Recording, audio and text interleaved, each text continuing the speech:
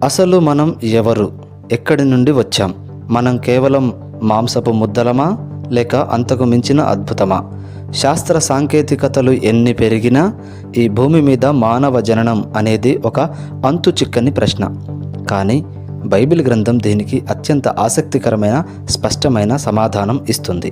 ఈరోజు ఈ వీడియోలో దేవుడు మనిషిని ఎలా తయారు చేశాడు, ఆదాము హవ్వల సృష్టి వెనుక ఉన్న ఆధ్యాత్మిక మర్మాలేంటి, అసలు దేవుని స్వరూపం అంటే ఏంటి, ఈ విషయాల గురించి ఎక్కడా వినని విధంగా చాలా లోతుగా మాట్లాడుకుందాం.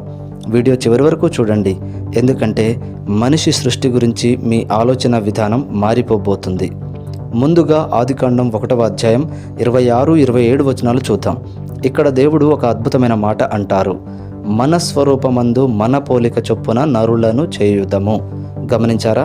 దేవుడు మిగతా సృష్టిని అంటే వెలుగును, జంతువులను, చెట్లను కేవలం తన మాట ద్వారా కలిగించారు. కానీ మనిషి దగ్గరకు వచ్చేసరికి ఒక ప్లాన్ చేసుకున్నారు. ఇక్కడ మన అంటే తండ్రి, కుమార, పరిశుద్ధాత్మ అని అర్థం. అంటే మీరు ఈ భూమి మీద ఏదో యాదృచ్ఛికంగా పుట్టినవారు కాదు, దేవుని ఆలోచనలో పుట్టినవారు. దేవుని స్వరూపం అంటే ఏంటి అని ఆలోచిస్తే, దేవుడు మనలాగే కాళ్ళు, చేతులు కలిగి ఉంటారని దీని అర్థం కాదు. దేవుడు ఆత్మస్వరూపి. అంటే దేవునిలో ఉన్న ఆలోచన శక్తి, ప్రేమించే గుణం, సృజనాత్మకత మరియు మంచి చెడులను గుర్తించే విచక్షణ మనకు ఇచ్చారు. అందుకే మనం జంతువుల కంటే భిన్నంగా ఉన్నాం.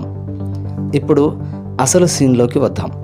ఆదికాండము 2:7 ప్రకారం దేవుడు నేలమంటితో నరుణ్ణి నిర్మించాడు. ఆలోచించండి, ఒక కుమ్మరి మట్టితో కుండను చేసినట్టు దేవుడు తన స్వహస్తాలతో మనిషి ఆకారాన్ని తీర్చిదిద్దాడు. కానీ అప్పటికి అది కేవలం ఒక విగ్రహం మాత్రమే. ఎప్పుడైతే దేవుడు ఆ మట్టి బొమ్మ నాసికా రంధ్రములలో జీవవాయువును ఊదాడో అప్పుడు ఆ మట్టి ముద్ద జీవాత్మ అయ్యింది. శాస్త్రవేత్తలు ఇప్పటికీ కనిపెట్టలేని విషయం ఇదే. మనిషి శరీరంలో ప్రాణం ఎక్కడి నుండి వస్తుంది? అది నేరుగా దేవుని ఊపిరి. అంటే మీ ప్రతి శ్వాసలో దేవుని శక్తి ఉంది. ఇది ఎంతటి అద్భుతం కదా! ఇక్కడ ఒక ట్విస్ట్ ఉంది.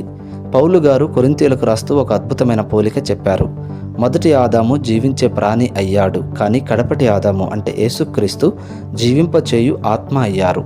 మొదటి ఆదాము ద్వారా మనకు శరీరం, ప్రాణం వస్తే కడపటి ఆదాము ద్వారా మనకు నిత్య జీవం, ఆధ్యాత్మిక శక్తి లభిస్తుంది. ఇది మన ఉనికికి పరిపూర్ణతను ఇస్తుంది. ఇక ఇప్పుడు అందరికీ ఆసక్తి కలిగించే విషయం, స్త్రీ సృష్టి. దేవుడు ఆదామును సృష్టించిన తరువాత అతనికి తోడుగా ఎవరూ లేరని గుర్తించారు. అప్పుడు దేవుడు ఏం చేశారో తెలుసా? ప్రపంచంలోనే మొదటి మేజర్ సర్జరీ చేశారు. ఆదాముకు గాఢ నిద్ర కలుగజేసి అతని ప్రక్కటెముకలలో ఒకటి తీసి దానితో స్త్రీని నిర్మించారు. ఇక్కడ ఒక గొప్ప మర్మం ఉంది. దేవుడు ఆదాము తల నుండి ఎముకను తీయలేదు స్త్రీ పురుషుని శాసించడానికి. అలాగని కాలి నుండి తీయలేదు త్రొక్కబడడానికి. గుండెకు దగ్గరగా ఉండే ప్రక్కటెముక నుండి తీశారు. అంటే స్త్రీ పురుషునికి సమానంగా ప్రేమతో హత్తుకోవడానికి సృష్టించబడింది. ఆదాము నిద్రలేచి హవ్వను చూడగానే ఏమన్నాడో తెలుసా? నా ఎముకలలో ఒక ఎముక, నా మాంసములో మాంసం. ఎంతటి ఆత్మీయ అనుబంధం! అందుకే స్త్రీని నారి అని పిలిచారు, ఎందుకంటే ఆమె నరునిలో నుండి తీయబడింది. మిత్రులారా, చూసారా? మనం కేవలం భూమి మీద తిరుగుతున్న జీవులం కాదు. దేవుడు తన చేతులతో మలచి తన ఊపిరిని పోసి తన పోలికలో చేసుకున్న అమూల్యమైన వ్యక్తులం. మీ జీవితం విలువలేనిది అని ఎప్పుడూ అనుకోవద్దు. మిమ్మల్ని సృష్టించిన దేవునికి మీ పట్ల ఒక గొప్ప ఉద్దేశం ఉంది. ఈ వీడియో మీకు ఎలా అనిపించింది? మనిషి సృష్టి గురించి మీకు తెలియని క్రొత్త విషయం ఏదైనా ఈరోజు తెలుసుకున్నారా? కింద కామెంట్స్లో తెలియజేయండి. ఇలాంటి మరిన్ని ఆధ్యాత్మిక రహస్యాల కోసం మన ఛానల్ని ఇప్పుడే సబ్స్క్రైబ్ చేసుకోండి. ఈ వీడియోను మీ స్నేహితులకు, బంధువులకు షేర్ చేసి వారికి కూడా ఈ సత్యాన్ని తెలియజేయండి. మళ్ళీ మరో ఆసక్తికరమైన అంశంతో కలుద్దాం. అంతవరకు సెలవు. దేవుడు మిమ్మల్ని దీవించును గాక.